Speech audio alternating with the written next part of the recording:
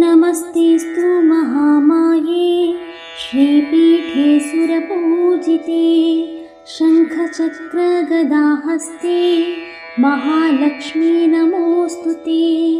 नमस्ते गरुडारूढे कोलासुरभयङ्करी